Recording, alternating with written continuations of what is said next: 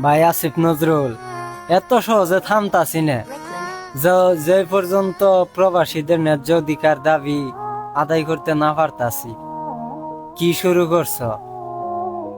প্রবাসীদের টাকার উপরে এত নজর কে তোমাদের? হ্যাঁ, ওই জায়গায় ব্যাট বসাও, ওই জায়গায় ট্যাক্স বসাও, এই ট্যাক্স দেয়া লাগবো, ওই ব্যাট দেয়া লাগবো, এই নিয়ম ওই নিয়ম। আর এই দিকে প্রবাসীদের হয়রানি চলতেছে, প্রবাসীরা ভোগান্তিতে ভুগতাছে, পাসপোর্টের সমস্যা, এয়ারপোর্টের সমস্যা। এই দিকে তোমাদের খেয়াল নাই, খালি টাকার উপরে তোমাদের নজর। হ্যাঁ, কি আর কমু ভাই।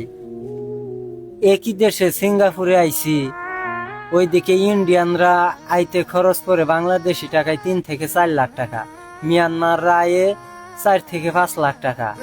আর আমাদের সোনার দেশ বাংলাদেশ তে আইতে খরচ পড়ে 14 থেকে 15 লাখ টাকা। টেয়া কি ফোন দেয় না 2-1 টিয়া দিয়ে সাহায্য করছিলা? আবার ট্যাক্স বসাও, ব্যাট বসাও।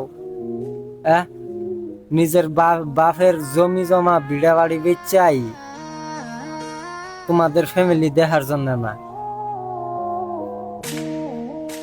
সো যাই করো একটু দেখকে শুনে কইরো, আগের হালের অবস্থায় যাইও না, তাইলে কিন্তু দেশ ছাড়া সময় পাবা না। জাস্ট মাইন্ডেড।无敌，是一名主义，老子们扬眉又吐气。